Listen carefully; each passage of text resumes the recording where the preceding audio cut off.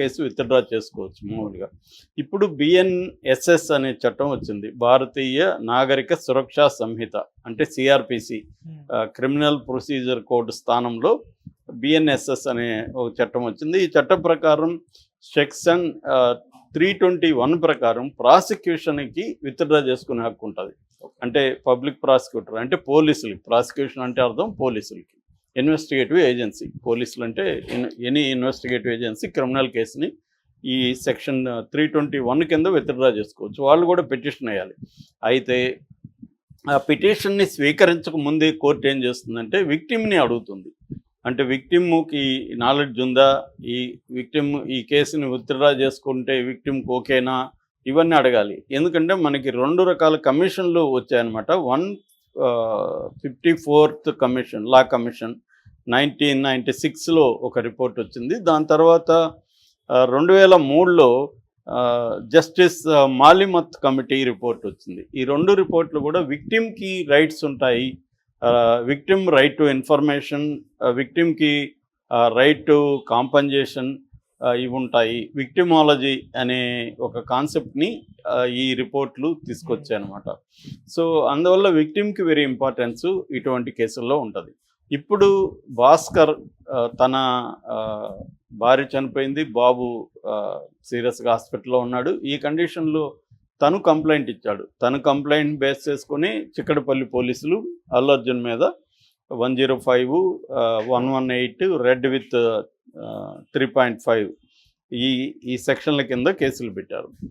So ఆయన report నేను చదివాను, భాస్కర్ ఇచ్చిన రిపోర్టు. భాస్కర్ క్లియర్గా ఏంటంటే ఇలా జరిగింది, అల్లు అర్జున్ రావడం వల్లే నా భార్య చనిపోయింది, నా బాబు ఇట్లా ఉన్నాడు అని ఆయన థియేటర్ యాజమాన్యం తప్పు, అల్లు అర్జున్ది తప్పు అన్నట్టుగానే రాస్తున్నాడు డీటెయిల్గా.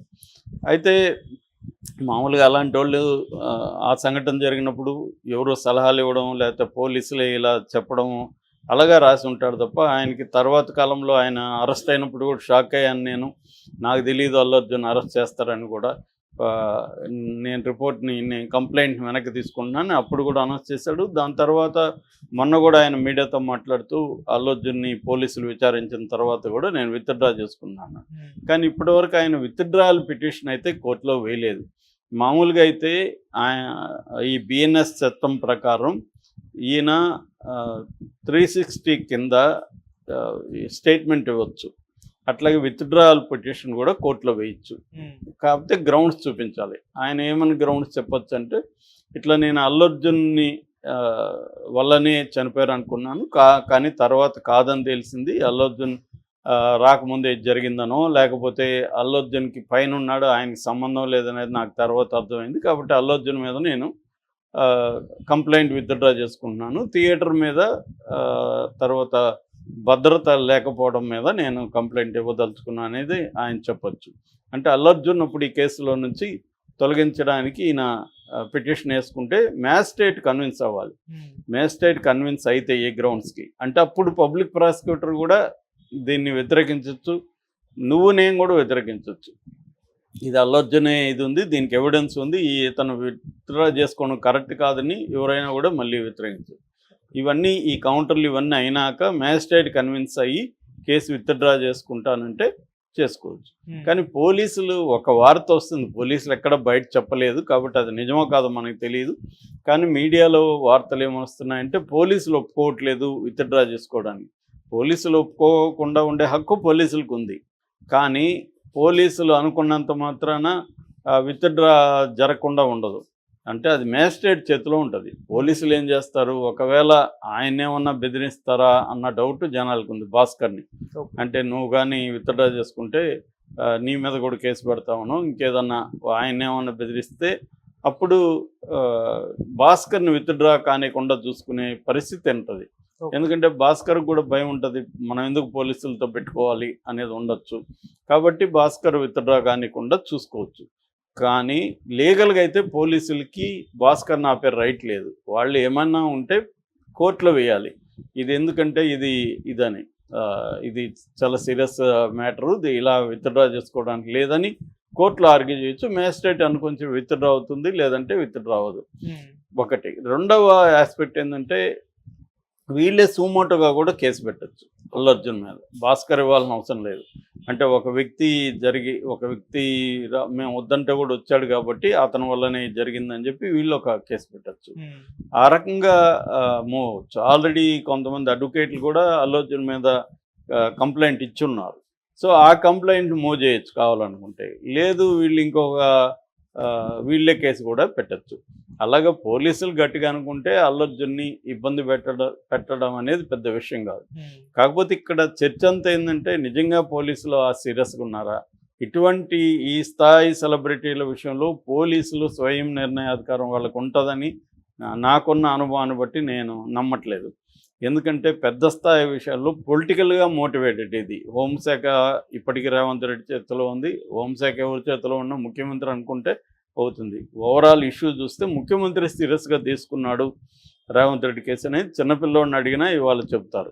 ఎందుకంటే అసెంబ్లీలో ఆయన మాట్లాడడం, బయట మాట్లాడడం, ఆయన అల్లు అర్జున్ మీద రకరకాల పోలీసులు కాంగ్రెస్ నాయకులు వచ్చి ప్రెస్ మీట్లు పెట్టి మాట్లాడడం వ్యతిరేకంగా అల్లు అర్జున్ ఒక దోషిలాగా నిరూపించడానికి ట్రై చేయడం, ఇటు మీడియా కానీ ఇటు పబ్లిక్ కానీ తర్వాత రాజకీయ నాయకులు కానీ పోలీస్ వ్యవస్థ కానీ అందరూ కూడా అల్లు అర్జున్ని ఒక దోషిలాగా వాళ్ళకి కుదరలేదు కానీ శిక్ష కూడా వేసేసేవాళ్ళు.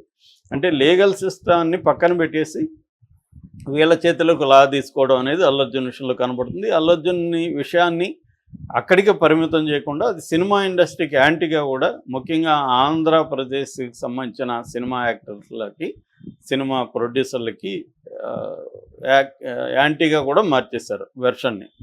సో ఈ స్థాయిలో వెళ్ళినప్పుడు ఇది పొలిటికలీ మోటివేటెడ్ అరెస్ట్ తప్ప పోలీసుల స్థాయిలో జరిగింది కాదనేది అందరికీ అర్థమవుతుంది.